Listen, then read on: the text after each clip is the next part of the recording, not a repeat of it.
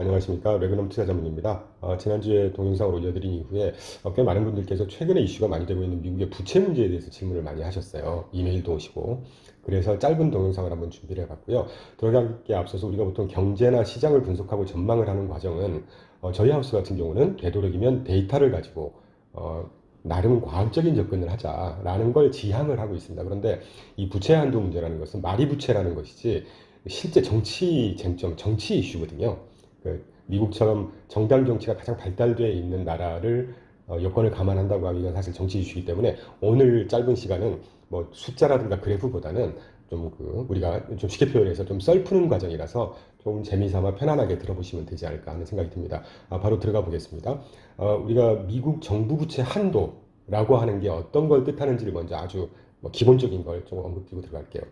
두 가지를 뜻합니다. 연방정부의 재정적자를 보존시키는 과정이고 또 정부기관이 투자를 위해서 재원을 마련해야 되잖아요. 그래서 그걸 통해서 이제 그 부채를 발생시키고 뭐 채권을 통해서 부채를 발생시킬 텐데 그 부채의 법적 한도를 부과해 주는 과정을 미국의 정부 부채 한도 이슈가의 핵심이라고 우리가 이해를 하시면 돼요. 그러면 이 부채 한도를 상향시켜 주는 방식, 이 해결하는 방식이 한 두 가지가 있는데 말 그대로 한도 금액을 좀 더 올려주는 것이죠. 증액을 시켜주는 방법이 있고, 그리고 부채가 한도에 다 다다랐기 때문에 이걸 여기서부터 이제 법적으로 이게 뭐 디폴트냐 어떠냐 이런 상황으로 바로 끌고 가기보다는 그냥 그 부채 한도 만기 또는 한도를 적용하는 기간 자체를 딜레이 시켜버리는 겁니다. 자, 그럼 여기서 벌써 감이 빠르신 분들은 감이 오시죠. 이게 결국은 말장난이고 다 그냥 자기네들끼리 그냥 도장 찍고 땅땅땅 찍으면 되는 문제 아니겠어? 그 말씀을 살짝 드리고 먼저 넘어갈게요. 그리고 우리가 이제 이 부채 한도 얘기를 할 때 연방 예산이라는 거하고 부채 한도하고 조금 헷갈릴 수가 있습니다. 여러 자료들에서도 이제 이런 걸 언급해 놓는데 간단히 언급해 볼게요. 부채 한도가 만약에 증액이 불발이 된다. 뭐 민주당과 공화당 이따도 언급이 드리겠지만 합의가 안 돼서 부채 한도가 증액이 안 된다라고 하면 그 다음 조치는 국채에 대한 이자 지불을 해줄 거 아닙니까 미국 정부가. 그럼 그 이자 지불이 중단이 됩니다. 그 말은 미국채 디폴트 가능성이 굉장히 높아진다는 얘기죠. 물론 디폴트라는 건 만기 갔을 때 원금을 돌려주지 못할 때 디폴트니까 일단 이자가 지불 중단된다는 것은 디폴트 가능성이 높아진다. 그게 이제 부채 한도 증액이 불발됐을 때 그런 상황에 도래하게 되는 거고요. 이와 다르게 연방 예산안이 의회 통과가 만약에 안 된다라고 하면 연방 정부가 당연히 셧다운 되겠죠. 과거 한 서너 차례 있었습니다. 그러면 연방 정부는 모든 업무를 다 중단시키는 게 아니고요. 일단 불필요한 인원을 강제 휴가 조치를 취하게 돼요. 그리고 핵심 인력들은 무급으로 이제 그러니까 근로를 하도록 그런 조치를 취하게 되죠. 사실 이런 그 연방 예산안이 의회 통과가 안 돼서 연방 정부가 부분이 셧다운했던 경우가 한 세 차례 있었습니다. 95년도에서 96년도, 그리고 2013년도, 최근에 2018년도가 그런 경우죠. 자, 그러면 좀 자세히 살펴보기 전에 이번 이슈가 언제 어떻게 시작이 된 건지를 좀 살펴보면요. 실제 이번 2023년도의 그 미국 부채 한도 이슈는 작년 하반기부터 시작을 했습니다. 지난해 11월 8일 날 중간선거 직후에 바이든과 민주당이 이제 정부 부채 한도에 대해서 상향을 시켜야 된다는 이슈화를 시켰고, 당시에 공화당은 뭘 벌써부터 이걸 얘기를 해, 내년 새 회기 때 그때부터 논의해. 그렇게 해서 일단 협의가 초도에 불발이 되죠. 그리고 올해 들어서 118대 의회가 출범한 이후에 이제 바이든 행정부가 본격적으로 논의를 하자는 이제 촉구를 하게 됐고, 반면에 또 공화당이 좀 보수적이잖아요. 그래서 계속 다른 협상 조건 등을 내걸면서 더 이상 진전이 안 되고 부진한 가운데 여기까지 흘러왔습니다. 반면에 그런데 공화당 같은 경우는 이 부채 한도에 대해서 어떤 주장을 핵심적으로 하고 있냐면, 정부 지출을 먼저 삭감시켜라. 그리고 나서 그와 동시에 한도 상향을 뭐 협의를 해보고 연계세 처리를 하자라고 주장을 하는 반면에, 민주당은 집권당이니까 조금 급하지 않겠어요? 한도를 먼저 상향해 달라. 그러고 나서 케이스 바이 케이스로 지출 삭감하는 건들을 살펴보고 협의해서 진행을 하자. 이렇게 해서 출발선 자체가 틀린 것이죠. 근데 이제 그런 와중에 시간이 얼마 지나지 않았지만 올해 1월 19일에 조금 언론에서 많이 언급되지 않았기 때문에 많은 분들이 알지 못하실 것 같은데, 이미 그 미국 정부의 부채 법적 한도에 도달을 해버렸습니다. 지난 1월 19일 날. 그래서 재무부가 긴급 조치를 지금 시행 중이고요. 그러다가 또 지지부진하고 뭐 이슈가 많고 이러다가 현지 시간으로 어제 5월 17일 날 바이든 대통령과 케빈 맥커스의 하원 의장이 채무 불이행을 회피할 수 있겠다, 해결할 수 있겠다라고 하는 코멘트를 냅니다. 그러면서 시장도 좀 떴고 조금 안도감이 드는 상황인 것 같은데, 여기서 참고로 제가 말씀드리고 싶은 건, 하원 의장 케빈 맥커시 같은 경우는 공화당 소속이고요. 그 여러 개파가 있습니다. 뭐 극우냐, 우파냐, 좌파냐, 극좌파냐, 우리나라처럼. 그런데 이 케빈 맥커시 같은 경우는 공화당 보수주의 계파 내에서도 약간 극우 쪽에 속하는 분이에요. 이따가도 언급드리겠지만 지금 공화당에서 계속해서 그 연방정부 셧다운까지 불사하면서까지 계속 협상을 강경한 태도로 나오는 핵심 중에 하나가 프리덤 코커스라는 계파가 있습니다. 아주 극우 그 집단들인데 한 45명 정도 공화당 의원들로 구성이 되어 있는데 이제 물론 이 케빈 맥카시가 프리덤 코커스의 회원은 아니지만 극우 계파라고 하는 건 점을 감안할 때 극우에 있는 분이 또 하원 의장인 분이 채무불이행을 회피할 수 있겠다라고 하는 예상을 했다고 하는 것은 상당히 이 부채한도 이슈가 크게 극단으로까지는 가지 않지 않겠냐 하는 걸 예상해 볼 수가 있죠. 그리고 이제 6월 1일 날, 한 1, 2주 됐죠. 옐런 재무부 장관이 그 6월 1일이 되면 엑스데이시 와서 이제 연방정부가 정말 속된 표현으로 작살날 거야. 이게 약간 엄포를 놨죠. 여기서 잠깐 말씀드리고 싶은 것은 엑스데이시라고 하는 것은 연방정부의 현금 자체가 고갈이 되는 시점을 얘기합니다. 그러니까 다시 말하면 연방정부의 지불 능력, 지출 능력을 상실하는 타이밍을 얘기하는 거죠. 근데 이조차도 옐런은 6월 1일로 보수적으로 얘기를 했지만 시장에서는 7월에서 한 11월 사이 정도에 도래하지 않겠냐라는 예상들을 많이 하고 있어요. 좀 감론을 박이 있습니다. 뭐 중요한 이유는 아니지만 이유가 지난 4월 18일 날 연방소득세를 이제 미리 신고를 했을 거 아닙니까? 우리나라도 종합소득세 미리 신고하고 뭐 그런 기간이 있는 것처럼 신고하고 그 이후에 지금 취합을 하고 있는데 그 취합을 하고 나면 세수가 얼마가 들어올지가 대충 예상이 되지 않겠어요? 근데 이제 각 하우스들마다 이 취합되는 세수 규모가 추산되는 규모가 좀 틀립니다. 그러니까 이제 그에 따라서 조금 더 버틸 수 있겠다, 얼마 못 버티겠다 하는 그런 타이밍으로 이제 7월에서 11월 정도에 엑스데이시 도래하지 않겠냐라는 그런 좀 디베이시 있다는 걸 살짝 말씀드리고요. 다음 3페이지는 간단히 보고 넘어가시죠. 이 사실 미국 부채 한도라고 하는 것이 이 제도가 시작된 게 1917년도 1차 세계대전 때였어요. 그건 다음 페이지에서 자세히 설명드리기로 하고, 거기까지 갈 필요도 없이 1970년대 후반부터 쭉 보시면, 여기 빨강색이 하원 또는 대통령이 민주당 쪽 대통령, 공화당 쪽 대통령이 집권했을 때, 다수를 차지했을 때 그러니까 이 구글에서 제가 찾은 그래프인데, 여기서도 벌써 미국 부채 한도, 뎃 실링을 얘기할 때 그래프를 그리면서 공화당, 민주당의 당 색깔로 구분을 하는 거는 이 부채 한도라는 것이 어떤 경제 이슈, 금융 이슈가 아니고 정치 이슈라는 것을 간접적으로 나타내는 거죠. 제가 이 차트를 통해서 말씀드리고 싶은 것은 1970년대 후반부터 계속해서 우리가 미처 몰랐겠지만 미국의 부채 한도는 그때그때 계속 상향 조정을 합니다. 기주통화국이고 전 세계 달러를 공급하는 나라니까 연방정부든 무역수지 적자든 계속해서 쌓이지 않겠습니까? 그러면 그 달러에 대한 어떤 신뢰도, 기축통화 또는 서브런티를 근거로 해서 계속해서 부채 한도를 조정해가는 게 미국의 늘상 어떻게 보면 보통의 모습입니다. 이 부채 한도는 아주 새로운 이슈가 아니에요. 그래서 그 정도 말씀을 좀 드릴 수 있고, 참고로 아까 1월 19일 날 정부가 긴급 조치를 이미 취하고 있다고 말씀드렸는데, 예를 들면 어떤 조치냐면 공무원 퇴직 또는 장애복지기금을 일단 중단시킨다든가, 그리고 퇴직자 건강복지기금 지출을 또 중단시킨다든가, 그리고 정부 증권투자기금은 G펀드라는 게 있는데요.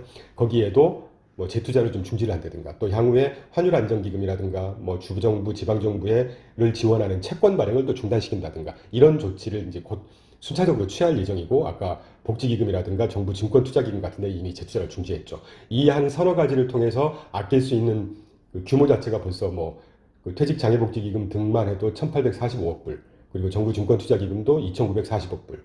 이미 이제 지불을 중단한 조치가 이 두 가지고요. 향후에 환율안정기금이라든가 지방정부 지원 채권 발행 중단 규모에서 예상되는, 세이브되는 예산이 한 500억 불 정도 되니까 이런 것들에서 좀 아껴서 지출을 계속 시키면서 연방정부를 계속 가동한다, 이런 구조죠. 자, 그럼 이제 그 다음 페이지에서 이 미국 부채 한도라는 제도가 과거에 이제 어떻게 흘러왔는지, 우리가 보통 과거에 어땠는지 배경을 좀 알아야 되잖아요. 아까 말씀드린 대로 이 부채 한도 제도라는 것은 1917년대 시행을 시작을 했습니다.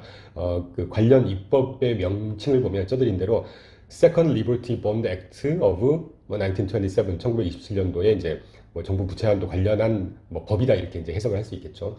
실제 당시에 미국 정부가 1차 세계대전이 한창일 때 재정적으로든 군수품이든 어떤 식으로든 전 세계 서방에 지원을 했어야 됩니다. 그러려면 정부가 지출이 늘어나는 거잖아요. 근데 그때까지만 해도 부채를 발행할 때마다 의회 승인을 받도록 하는 절차였었어요. 제도가 그랬습니다. 그러니까 굉장히 번거로운 거죠. 그래서 전쟁 대응에 조금 난항을 겪었어요. 그래서 당시에 새로운 입법을 시키면서 미국 정부의 가용 금액을 일단 그 범위만 딱 제한을 해놓고 재무부가 알아서 의회 승인 없이 채권을 발행을 하든 어떤 식으로든 자금을 조달하는 걸 자유권을 부여하는 게 미국 부채한도 제도입니다. 그 일환으로 1939년도와 41년도에 퍼블릭 뎃 액트라는 것을 또 입법을 시키면서 그 전까지만 해도 이제 재무부가 그 재량권을 가지고 채권을 발행을 했지만 채권 종류별로는 일단 그때그때 승인받고 뭐 이런 절차가 있었나 봐요. 그런데 이 퍼블릭 뎃 액트라는 걸 시행을 하게 되면서는 채권 종류별로 전혀 상관하지 말고 정부 부채 총량 한도 내에서 그냥 알아서 재무부가 조달을 하든 채권을 어떤 채권을 발행을 알아서 해 이제 이렇게 바뀐 거죠.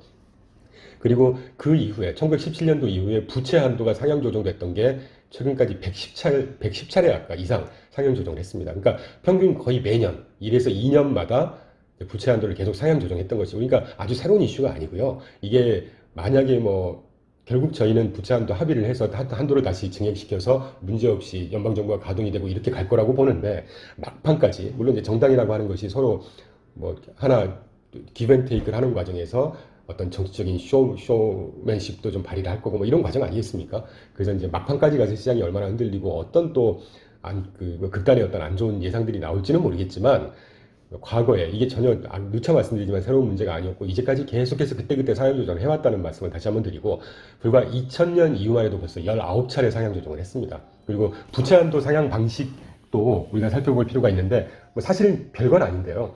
부채 한도를 증액하는 방법, 사실 이 부채 한도를 증액하는 방식은 2013년 이전까지는 대부분 부채 한도를 증액하는 방식이었습니다. 그런데 2013년 이후에 부채 한도의 적용 기간, 아까 모두에 말씀드렸던 적용 기간을 그냥 유예를 해서 법적인 견지에서 문제가 없는 것으로 해석을 하자라는 이 조치가 2013년 이후에 2021년까지 계속해서 시행을 해왔죠. 그러니까 이 부채 한도 적용 기간 유예한다는 얘기는 유예 기간이 지난 후에 한도 금액을 다시 조정하는, 그러니까 결국은 그게 그겁니다. 이제 그런 방식을 말하는 거고요. 이렇게 된 배경이 팬데믹 기간 중에 특별 예산을 편성하지 않았겠어요. 그래서 부채 규모가 일단 급등을 하게 되죠. 그리고 거기에서 이제 뭐 공화당이든 또는 미국, 우리나라도 마찬가지지만 좀 정부 예산도 보수적으로 쓰자, 아끼자 뭐 이런 세력이 있지 않겠습니까? 우리나라 정부도 지금 아주 바람직한 방향으로 그렇게 견지를 하고 있지만, 그래서 부채 규모 급등한 거에 대한 자성적인 어떤 뭐라 그럴까요? 자성적인 움직임? 그런 배경에 따라서 부채 한도를 그때그때 증액하면 자의반 타의반 부채 수준 자체가 계속 늘어나니까 한도 증액을 먼저 하지 말고 일단 적용기간만 유예를 해서 되도록이면 한도 증액을 조금 더 좀 보수적으로 접근해보자라고 하는 이제 배경에서 이렇게 적용기간 유예라는 게 생겼고요. 그런데 최근에 이 바이든 전 행정부가 이 적용기간 유예라고 하는 것은 서로 이게 증액 한 번에 딱 뭐 어떤 머들링 툴을 하더라도 증액 방식으로 가게 되면 한도 증액을 딱 적용해버리면 끝나는데, 이 적용기간 유예 방식을 접근을 하게 되면 서로 또 협의하고 적용기간을 할 거냐 말 거냐, 그러고 나서도 또 다시 한도 금액을, 이게 정치적인 노조가 굉장히 많습니다. 그러니까 굉장히 좀 지친다는 것이죠, 행정부 입장에서는. 그러니까 이번 바이든 행정부에서는 부채 한도 증액 방식으로 다시 추진을 하고 있는 상식적인 차원에서 살짝 말씀을 드렸고요. 그리고 이 미국 연방정부가 디폴트에 갔던 사례는 이제까지 딱 4차례가 있었거든요. 5차례였네요. 그것도 1930년 이전에 4차례였고 1930년 이후 가장 최근이 1979년도에 딱 한 번 발생했습니다. 그조차도 79년도의 디폴트는 사실 일시적이고 아주 기술적인 디폴트였다라고 해서 큰 의미가 없었던 케이스였어요. 그러니까 이런 배경이 좀 있고요. 그러면 이제 지금 최근에 미국 공화당 또는 뭐 민주당 의회에서 이 미국 부채 한도 이슈가 정치적으로 어떻게 지금 어떤 배경에서 어떤 지금 상황에 와 있는지를 좀 보면, 아까 말씀드린 대로 사실 이 부채 한도 이미 정치 쟁점화가 된 정치 이슈입니다, 이거는. 그래서 배경을 좀 보면 사실 글로벌 금융위기 이후에 이 한도를 상향할 때마다 유독 정치적으로 심한 갑론을박이 많아졌던 양상을 띠고 있어요. 실제 1950년도 이후에 GDP 대비 부채 비용이 상당히 하락을 합니다. 경제가 성장을 하고 뭐 이렇겠죠. 그러다가 한 30년 지나서 1980년에 레이건 행정부가 감세 정책을 시행을 하면서 이제 부채가 증대가 되죠. 계속해서 증대되다가 2008년도에 글로벌 금융위기 또는 2020년도에 팬데믹 때 잘 아시듯이 퀀터티브 이징, 뭐 이렇게 양적 완화 또는 구제금융 이런 과정에서 부채가 급증을 하게 돼요. 그러면서 이제 뭐 공화당으로 대변할 수 있겠지만 좀 보수적인 계파 입장에서는 이거 한도를 이렇게 계속 늘리면 되겠니? 나라 재정이 뭐 이런 이제 그 생각을 가지고 계속해서 정치 쟁점하고 그러면서 이게 조금 갑론을박이 심해지는 이런 양상으로 가고 있는데 그런 것처럼 미국의 이 파티선십이라는 걸 좀 이해를 해야 됩니다. 제가 간단히 적어놨는데요. 미국의 정당주의라고 하는 것은 공화당과 민주당 양당 체제입니다. 그러니까 바이파티선십, 파티선십 이렇게 이런 표현들을 많이 하는데요. 공화당은 경제, 문화적으로 또는 정치적으로 진보주의와 현실주의를 표방하고요. 민주당은 보수주의와 자유주의를 표방합니다. 좀 반대죠. 우리가 보통 민주당 하면 진보주의인 것 같지만 반대입니다. 그래서 이런 이번 이 부채 한도, 그러니까 주식시장이 흔들리고 여러 경제 참여자들이 이렇게 불안하고 벌벌을 떠는데도 불구하고 민주당과 공화당이 그에 아랑곳하지 않고 계속해서 정치 쟁점화하고 서로 갑론을박하는 것 자체가 미국의 정치 토양에서는 아주 정당한 이슈라는 것입니다. 정당한 모습이라는 것이죠. 그래서 뭐 그렇게 좀 이해를 하시면 되고요. 아까 간단히 언급드렸던 프리덤 코커스라고 하는 최근에 이제 민주당에서는 부채 한도 상향 조정을 하자. 공화당에서 쉽게 못 해준다. 아까 말씀드린 대로 그 뭐 지출 삭감하고 한도 상향을 동시에 처리하자. 민주당은 한도 상향 먼저 시키자. 그러고 나서 케이스 바이 케이스 접근하자. 이거가 지금 협상이 난항이 되고 있는 것은 분석해서 생각하고 들어가 보면 공화당 내 프리덤 코커스라고 하는 아주 극우, 강성 우익 계파가 있습니다. 우리가 참고로 이 코커스라고 하는 것은 미국 그 체제에서 정책 결정을 하는 간부 회의를 보고 코커스라고 하거든요. 그러니까 이 하우스의 프리덤 코커스라고 하면 하원 의원으로 구성된 그 자유를 표방하는 자유주의를 표방하는 뭐 결성체, 회의체라고 얘기를 하겠죠. 뭐 우리나라도 무슨 개 얘기를 하잖아요. 이제 이를테면 그런 것들인데 공화당 하원으로 구성된 보수주의 강성 그 우파계 그러니까 강성 우파를 보고 이제 프리덤 코커스라고 하는데 이분들이 2015년 1월 달에 9명으로 결성을 했고요. 현재 한 45명 정도 회원이 된다고 합니다. 근데 이분들이 이제 자유방임주의 표방하고 보수주의 표방하고 또 고립주의적인 성향도 있고 그래서 이제 친트럼프 성향이라고 하고요. 또 이 프리덤 코커스의 회원분들이 50대 중반의 백인 남성으로 구성이 되어 있고 미국 남서부 교회 또는 준교회 지역 출신이고 평균 미국의 상하원 의원들의 평균 자산이 100만 불 정도 된다고 그러거든요. 근데 그 평균 100만 불보다 400만 불 이상 많은 평균 500만 불의 자산을 갖고 있는 그러니까 딱 느낌 오시죠. 그래서 이분들이 요구하는 것은 심지어 공화당 내부에서도 운영위원회 권한을 축소하고 일반 의원 권한을 확대시키자. 그리고 그 지난 오바마 정부 때도 이분들이 역할이 좀 컸는데요. 그 미국 연방 정부의 셧다운을 불사하면서까지 자기들이 주장하는 것을 아주 강하게 관철시키는 이런 스탠스를 갖고 있습니다. 그래서 극단적인 감세 정책을 주장하고 있고 작은 정부를 실현하자. 이게 이제 아까 말씀드렸던 이 자유주의 또는 진보주의에서 표방하는 이런 정신들이죠. 근데 이제 미국 정치 환경을 놓고 볼 때 아까 그 앞 3페이지 그래프에서 보셨듯이 구간별로 공화당 대통령이면서 민주당이 의회를 장악하는 경우가 있고 뭐 민주당 대통령이면서 공화당이 의회를 장악하는 경우가 이제 여러 시나리오가 있을 거 아닙니까? 근데 그 시나리오 중에 부채 한도 관련해서 가장 좀 월스트 콤비네이션이 지금 그런 상황입니다. 민주당 출신의 대통령이면서 의회는 공화당이 장악하는 이때가 월스트 콤비네이션이거든요. 그러니까 이제 갑론을박이 좀 많은 것이죠. 그 정도 말씀을 드리겠고 자 그러면 이제 미국 부채 한도 이슈 때마다 금융시장은 어땠는지 한번 보자는 거예요. 뭐 2011년부터만 제가 봤는데 그 이전에 뭐 크게 의미 없는 것 같습니다.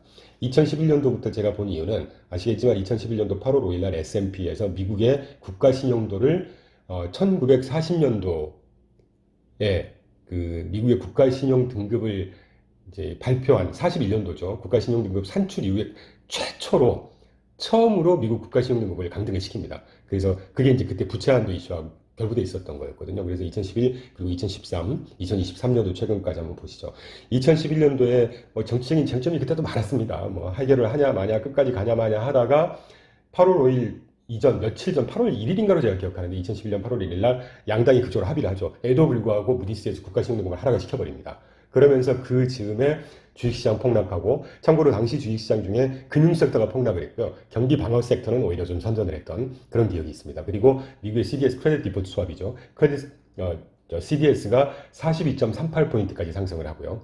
수익률 곡선 평탄화 다시 말하면 단기 금리 대비 장기 금리가 하락을 했던 국채금리가 일드 커브가 좀 플래튼돼 있었고 미국 달러화가 오히려 하락을 합니다. 반면에 안전자산이 금은 상승하고 국채도 안전자산이죠. 금리가 하락해서 국채 그 가격 자체가 상승했던 그리고 크레딧 스프레드 뭐 이제 신용물들의 어떤 프리미엄이죠. 프리미엄이 상승하는 스프레드가 상승했던 그런 모습이었다면 당시에 그래서 2011년도 이 금융시장을 지금 해석하는 여러 전문가들을 얘기를 들어보면 그 2011년도의 미국 부채 한도 이슈는 시장으로 하여금 리스크 오프 시그널을 줬던 그런 이제 상황이었다. 그러니까 상황이 많이 안 좋았었다는 얘기죠. 그런데 2013년도를 보면 2013년도도 주식시장을 하락했습니다. 근데 사실 그때는 부채 한도 이슈보다는 그 연방정부 페드의 테이퍼링 이슈가 훨씬 더 시장을 크게 지배했었어요. 그리고 기간 동안에 CDS가 조금 상승을 하지만 그렇게 큰 폭은 아니었습니다. 25.05포인트까지 상승을 했으니까. 그리고 수익률 곡선 다시 또 평탄화됐고, 미달러와 상승했고요. 2011년과는 좀 다릅니다, 양상이. 그리고 국채금리 여전히 하락했고, 크레딧 스프레드 상승했고. 그런데 아까 미달러화라든가 주식시장 그 하락의 이유라든가, CDS 상승폭을 놓고 보시면 2013년도 부채 한도 이슈는 2011년도와 다르게 시장으로 하여금 리스크온 시그널을 줬던 것이다 라고 여러 이제 전문가들이 해석을 하더라고요. 자, 그럼 이제 2023년도 지금 상황을 한번 보죠. 주식시장이 이 부채 한도 때문에 하락했다고 할 수 있을까요? 아래 그래프에서 보시는 것처럼 프레드에서 그래프를 갖고 온 건데 오른쪽 그래프에 녹색이 S&P 500 주가 지수거든요. 연초 들어서 계속 상승하고 있는 건 보셨을 거예요. 물론 업종마다 주식마다 좀 목소가리기가 진행 중이니까 그건 좀 다른 이슈라서 다르긴 하지만 지수 자체는 일단 상승하고 있습니다. 그래서 이번 부채 한도 이슈가 주식시장에 악영향을 끼친다는 증거는 찾아보기 힘들 것 같고요. CDS가 근데 크게 좀 상승을 하고 있죠. 2011년도 당시에 42포인트였다면 지금 미국의 CDS 프리미엄이 65포인트 정도까지 상승을 하고 있습니다. 참고로 최근에 가장 높았던 미국의 CDS 프리미엄은 글로벌 금융위기 때 87포인트 수준이었습니다. 그러니까 그 정도까지는 아니지만 그 이후에 가장 높은 수준으로 지금 상승을 하고 있죠. 근데 이걸 어떻게 해석해야 될지는 이따가 한번 좀 언급을 드리기로 하고요. 이번에도 수익률 곡선은 평탄화되고 있습니다. 뭐 수익률 곡선과 국채금리 하락하는 건 같은 얘기니까요. 장기금리가 이제 미국 경기에 좀 안 좋은 영향이 있을 거라고 생각을 해서 하락을 하니까 단기금리 대비 장기금리가 좀 하락하고 그래서 일드 커브는 플래튼되는 모습이겠죠. 그리고 미국 달러화가 2013년도처럼 오히려 좀 상승을 하는 그리고 미국 국채금리 하락, 크레딧 스프레드는 여전히 상승. 근데 크레딧 스프레드로만 놓고 보더라도 아래 오른쪽 그래프 파란색이 하이힐드 스프레드이거든요.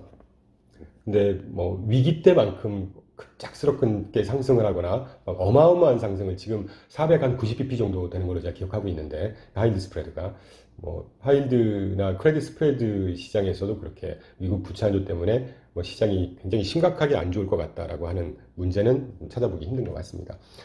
그래서 이번 23년도의 부채 한도 이슈는 결국은 해결될 겁니다. 저희는 그렇게 믿고 있고요.